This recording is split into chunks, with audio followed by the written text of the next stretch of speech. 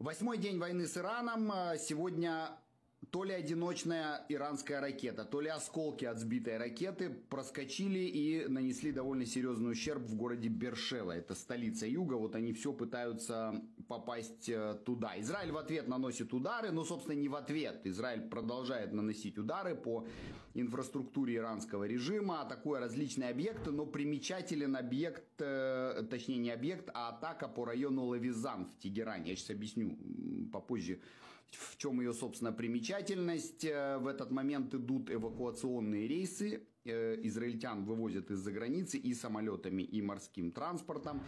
И Нью-Йорк Таймс опубликовала такую большую статью, в которой перечисляет возможные причины, почему Трамп колеблется или откладывает решение о начале ударов по иранским ядерным объектам. Сейчас я вам расскажу об этих новостях и не только. Всем привет, меня зовут Сергей Услендер, вы на моем канале. Поддержите, пожалуйста, это видео, это важно нам очень в нашей информационной борьбе. Лайк, подписка, комментарий, все как обычно. Очень все помогает продвигать. Можно помочь каналу финансово через кнопку «Супер спасибо», «Супер thanks» или сердечко с долларом, через платформу Patreon, ссылка в описании, и можно стать спонсором канала на YouTube. Есть сайт с моим мерчем тоже. Можно там что-нибудь купить, какой-нибудь сувенир, и таким образом тоже поддержать наши ресурсы. Огромное спасибо всем, кто это делает. Итак, сегодня вот одиночная иранская ракета, буквально, то есть атака была предпринята одной единственной ракетой, противоракетная оборона пыталась ее перехватить. Вот по сию секунду, вот что я сейчас записываю это видео, не очень понятно, поразили ее или нет. Точнее, армия об этом не говорит, и сейчас идет как бы разбирательство, что там произошло. То ли ее сбили, и ее крупный осколок упал на Бершеву, то ли она все-таки проскочила. Но вот я посмотрел видео, у меня все-таки сложилось ощущение, что это крупный осколок. Потому что разрушения не были такими фатальными для зданий, какие бывают в случае прям прилета, да, вот ракеты, как это было, скажем, вчера в городе Рамадган, да, где там прям вот очень были существенные повреждения различных зданий и учреждений. Здесь же, судя по всему, осколок, но осколки от иранских ракет бывают вот такие. Это вот осколок, который вы сейчас видите, фрагмент ракеты упал на город Ариэль. Она была сбита. И вот такая дура туда свалилась. Так что вполне возможно, что на Бершеву упал крупный фрагмент ракеты. Их вообще стараются достреливать. То есть включают системы нижнего уровня, ну, как бы уровнем пониже, типа проща Давида задействуют системы там, или ХЭЦ-2 для того, чтобы дострелить цель, добить крупный осколок, обломок ракеты, фрагмент, чтобы меньше было ущерба. Ну, не всегда это получается, тем более, что фрагменты падают по такой малопредсказуемой траектории, иногда на них сложно навестись. Загорелись машины, были повреждены здания, людей сейчас оттуда вывезли, там сейчас, собственно, идет изучение того, что туда все-таки прилетело, ну и ликвидация, собственно, последствий. Я тогда уже, чтобы далеко не отходить от этой темы, сейчас потихонечку начинает формироваться понимание того ущерба, который нам нанесли иранские ракеты. Так вот, я вам рассказывал о том, что у нас есть такой Мас-Рехуш, но это типа компенсационное такое вот управление по компенсациям при налоговой службе, которое занимается вот выплатой компенсации за имущество и недвижимость, поврежденные в ходе боевых действий. Так вот, туда уже больше 25 тысяч исков подали. Но это не иск, это вот на иврите называется твия, ну типа как бы просьба на оплату, да, что в этом роде. 20,5 тысяч исков это ущерб недвижимости, 2,1 тысячи ущерб автотранспорту и 2,4 тысячи ущерб движимому имуществу. И 5000 человек были эвакуированы из поврежденных домов. Часть людей остается жить в домах, потому что, скажем, там одна из комнат не пострадала, люди не хотят выезжать из своих квартир. Если в квартире еще можно там как-то жить. Вот мои друзья сейчас, например, у них вынесло там все стекла, окна, но в некоторых спальнях уцелели жалюзи. Вот они их закрывают, и там сейчас живут, они не захотели выезжать. Короче говоря, ущерб серьезный, но пока, надо сказать, не фатальный. Расчеты перед войной показывали, что ущерб будет в сотни раз больше буквально. Но сейчас, слава богу, пока наша противоракетная оборона справляется. Израиль, в свою очередь, продолжает наносить удары. Вот минувшей ночью в них участвовали 60 самолетов. Так очень сильно гудело, кстати, вечером в небе, когда они уходили на Иран. Видимо, 120 ударов нанесено. Атакованы заводы по производству ракет, различных ракетных компонентов, по производству сырья. Металлургические заводы, на которых отливают части для ракет, в частности, атакована была штаб-квартира проекта SPEND, такой называется, который занимался исследованиями и разработкой в сфере продвинутых вооружений, связанных с ядерной программой. Как я понимаю, они занимались разработкой различных элементов для того, чтобы приспособить боеголовку на ракету. Ну, всякие такие инженерные задачи решали, там важные вещи были на самом деле. В свое время этот проект создавал Фахризаде, это был их главный ядерщик, который в 2020 году был убит в Иране при, как написано, при загадочных обстоятельствах. Ну, там кто-то установил на пути следования его кортежа такую роботизированную пулеметную установку дистанционную и расстреляли его бронированный Мерседес, в котором он, собственно, и погиб. Но нас больше всего интересует удар по району Лавизан. Это район, где находится бункер, в котором прячется, судя по всему, верховный лидер Ирана Аятолла Хаминеи.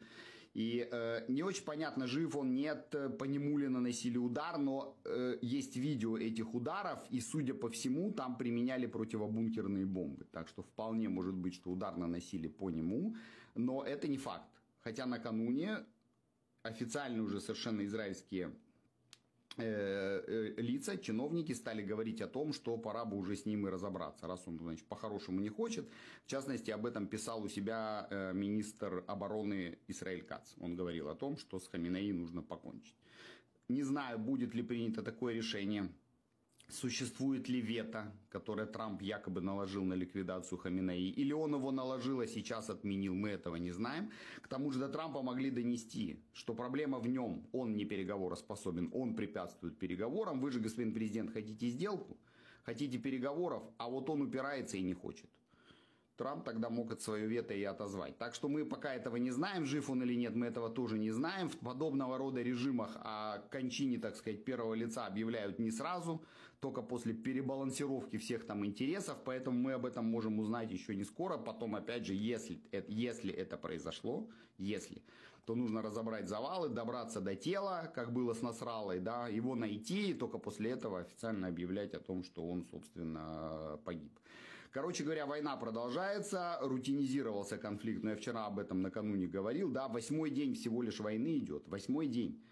Израиль атакует Иран непрерывно, полностью захватив господство над Ираном, ну, в небе я имею в виду воздушное господство, и это уже натурально только заголовки. Израиль нанес удар, Иран пустил ракету, Израиль нанес удар, Иран пустил ракету, и все это выглядит уже как абсолютная такая рутина. Это, конечно, поразительно совершенно, что в нашу эпоху постправды творится с информацией. 8 дней такой войны, исторической абсолютно, вообще невероятной исторической войны, и уже никто на это особо внимания не обращает.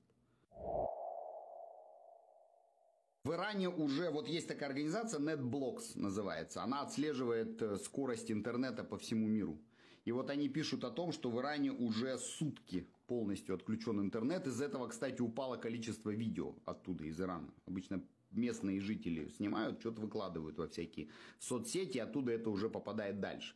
Сейчас их очень мало, потому что интернет отключен уже, пошли вторые сутки. С протестов 2019 года это самый долгий период и самое масштабное отключение в Исламской Республике. Понятное дело, что это делается, что это происходит не из-за ударов Израиля и не с целью им воспрепятствовать, а с целью, ну, как бы предупреждения возможных протестов, координации возможных протестов. Потому что Израиль наносил удары, в частности, в том же Тегеране по различным структурам, связанным с госбезопасностью, с внутренней безопасностью и так далее. Плюс хакеры взломали иранское телевидение и транслировали там картинку призывов к протестам. Есть такое ощущение, что вот приглашают к протестам. Давайте, типа, начинайте скидывать режим. Насчет обрушения режима ходят совершенно разные такие, как сказать, разные версии есть и разные точки зрения. Одни эксперты говорят, да, это было бы отличное решение проблемы и все такое. Другие говорят, а кто придет вместо, а не получится ли у нас иракский сценарий или этот какой-нибудь сирийский сценарий. Там какой-нибудь ИГИЛ образуется, еще и шиитский ИГИЛ, и вообще там черти что будет и сбоку бантик, и поэтому, может быть, не стоит нам как бы вот стремиться к обрушению режима. Трудно пока сказать, позовем на днях ираниста и с ним на эту тему поговорим, какие вообще есть точки зрения, и как вот люди, которые специфически изучают Иран, на это все смотрят. Вчера, кстати, во время обстрела оказалось, что Иран применил по нам, судя по всему, ракету с кассетной боевой частью. То есть у них есть такие ракеты, которые вот накрывают большую площадь, на большой высоте она разрывается и разбрасывает суббоеприпасы по большой площади. Много не разорвавшихся. Вот командование тылом предупреждает, что они могут до сих пор еще где-то валяться. Поэтому осторожность проявлять, сугубую осторожность, ничего руками не трогать, не подходить близко. У нас граждане такие же, как везде, любопытные, всем хочется, значит, лично потрогать. Потому что там до 2,5 килограммов взрывчатки разорвет в клочья буквально. Поэтому ни в коем случае не трогать. Сразу звонить по телефону 100, вызывать полицию и от этого места удаляться. Что это вообще за хрень такая, я не очень понимаю. Я знаю, что вот есть, скажем, там российские ракеты «Искандер» с кассетной боевой частью, например. Да? Есть, допустим, американские «Атакамс» с кассетной боевой частью. Они служат для поражения площадных целей, таких как, скажем, аэродром. Вот где стоит много самолетов, и нужно их поразить вот сразу, да, вот поэтому на какой-то определенной высоте, в несколько сот метров, ну в километр, она разрывается и рассеивает эти боеприпасы. Вроде как иранские ракеты разрываются на высоте в несколько километров, из-за чего рассеивание происходит по гигантской абсолютно площади. Вот сейчас по всему центру валяются эти суббоеприпасы, могут валяться точнее. И для чего это делается, непонятно совершенно. Потому что ракеты вот такого рода, как использует Иран против нас, с кассетной боевой частью, это очень странное оружие, на мой взгляд. Не очень понятно его предназначение, его, как бы это сказать, ниша, для чего оно используется, кроме как терроризировать мирное население. Если его взорвать, условно говоря, то есть пустить такую ракету по району Большого Тель-Авива, да, на большой площади раскидает эти суббоеприпасы. Но, судя по всему, качество у них очень скверное, поэтому большая часть их просто не разорвалась. Поэтому, еще раз, увидели такую штуку, соблюдать сугубую осторожность. По поводу удара американцев, возможного удара американцев, не очень понятная пока история. Сегодня начали писать о том, что американцы взвешивают возможность нанесения удара тактическим ядерным зарядом по Фордо. Можно, дескать, противобункерными бомбами не справиться, слишком глубоко он находится, и вот давайте попробуем тактическим ядерным зарядом. Как по мне, тактический ядерный заряд – это хуже история, даже не безотносительно того, что это ядерный заряд. Просто его воздействие будет хуже. Да, взрыв там как-то распределится по поверхности, да, уйдет весь там в атмосферу и вверх, но 90 метров заглубленный объект он не повредит. Ну, вызовет там сотрясение, штукатурка попадает с потолка. Тут нужно работать именно противобункерными бомбами, по идее. Ну, стратегам там виднее. Я, кстати, тут узнал для себя с большим удивлением, ну, вот бывают такие вещи, что вот да, живешь и не знаешь, век живи, век учись, что сейчас народ активно вот изучает эти каналы, связанные, ну, это пицца Пентагон, типа такая история, я не знал о том, что она существует, оказывается, какой-то чувак в свое время придумал следить за пиццериями вокруг Пентагона. Вот есть Пентагон, да, это как бы Министерство обороны американское, и вокруг него расположены там какие-то пиццерии. И когда начинается вот такой период, как сейчас, как была война в заливе, например, и так далее, то там народ сидит безвылазно сутками, работает, американские военные специалисты. Им что-то надо есть. И резко растет просто по экспоненте количество заказов в этих пиццериях и количество доставок. И народ за ними следит. И когда видит, что кучами начинают доставщики оттуда уезжать в сторону Пентагона, это говорит о том, что, возможно, скоро случится какое-нибудь такое серьезное событие. Я об этом реально не знал, вот узнал и сейчас за одним из таких каналов подслеживаю. Ну, еще пишут в некоторых каналах, что у американских военных резко улучшился рацион питания. Ну, понятно, что их там всяким дерьмом-то не кормили. Но тут прям совсем какие-то стейки, там лобстеры какие-то им стали давать и так далее. Это тоже один из таких косвенных признаков того, что что-то скоро предстоит. То есть им там начинают давать такой улучшенный рацион. Так что вот за этими вещами мы как бы, да, мы не имеем доступа к приказам Пентагона, там, если то какой-нибудь дурак там не забудет какую-нибудь папку там с секретными документами, да, или какой-нибудь дебил не сольет в игровой чат и так далее. Мы не имеем там доступа к ситуационной комнате Белого дома, да и не надо нам это даром такое счастье. Но вот за косвенными признаками следить можно. И вот весь OSINT, да, Open Source Intelligence, разведка по открытым источникам, как раз основана вот на этих косвенных признаках очень часто. То есть на пицце, на лобстерах, там, на стейках и вот на подобного рода вещах. И за этими вещами тоже всякие специалисты следят. И вот Нью-Йорк Пост пишет, а Нью-Йорк Пост это газета, которую очень любит Трамп. То есть, вроде как, они имеют какие-то тесные связи с его администрацией. Она пишет о том, какие причины заставляют Трампа откладывать вступление Америки в войну, нанесение удара. Во-первых, там есть причины как бы такого глобального, что ли, характера, есть причины тактического характера. Глобального характера причина номер один такая, что он боится, что в Иране после вступления Америки в войну, нанесения удара по Фордо, может образоваться хаос, подобный тому, что образовался в Ливии. И Иран распадется на несколько вот таких анклавов, контролируемых какими-нибудь генералами там полубезумными, какими-нибудь там картелями, вообще непонятно кем. И вместо одного большого проблематичного, но одного игрока образуется сразу несколько. Вот как сейчас Ливия, их стало две, да. Одна типа законная, другая якобы незаконная. Или там Суданов стало два, например, но в Иране их будет значительно больше.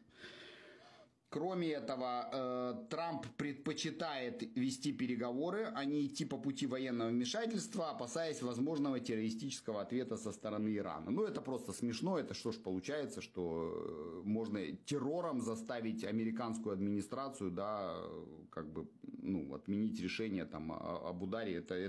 Вот эта версия мне представляется какой-то, как сказать, какой-то не очень релевантной.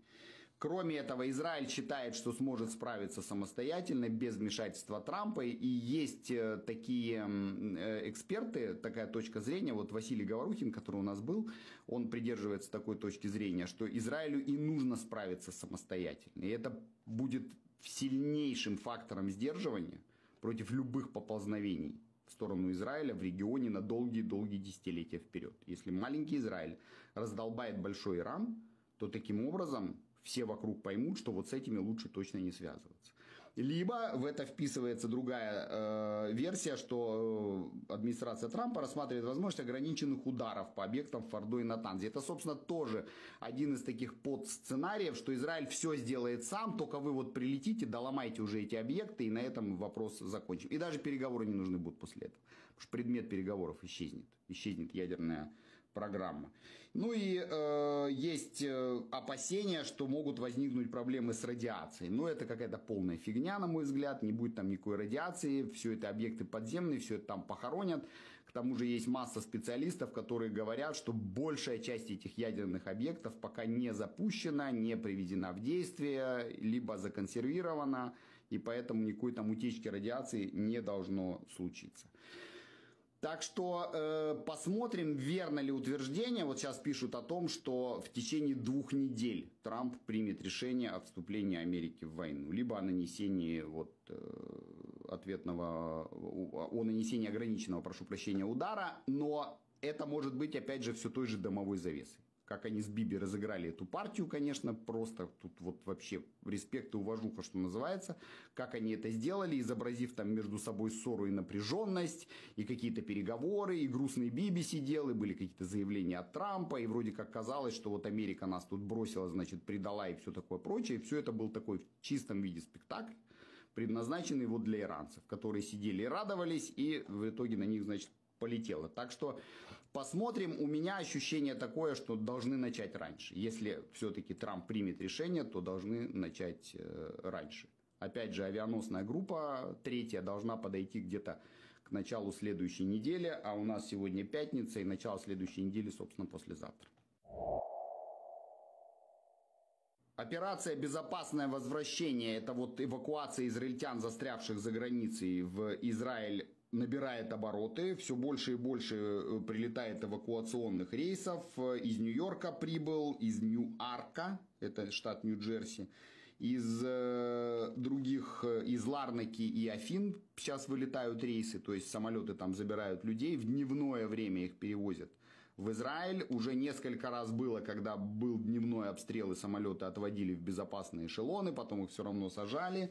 Прибыл корабль большой, 2000 человек привез в Ашдод. И только за сегодня должны прилететь 14 рейсов компании «Эль-Аль». 14 рейсов. Ну, позднее там напишут, из каких городов и стран. Ну, там, в общем, эвакуируют, в частности, из Лондона, Парижа, Ларнаки, Афин, Рима, Лос-Анджелеса, Нью-Йорка, Бангкока. Короче говоря, война продолжается. 8-й день. По-прежнему главная переменная – это вступление Соединенных Штатов в войну. В каком бы то ни было виде. По-прежнему не очень понятно, от чего эта переменная зависит. Вот разговаривая с моим другом, он говорит, что такой знающий человек, он говорит, что 10%, что не вступят. То есть 90%, что американцы все-таки вступят в войну и будут наносить удары по вот этим объектам. Есть там версия и про наземную операцию, но о ней мы поговорим попозже. Это довольно экзотическая версия, но я бы ее не исключал. Так что будем об этом тоже разговаривать. Спасибо, что смотрите. Не забудьте, пожалуйста, поддержать мои видео и увидимся в ближайшее время. Всем пока.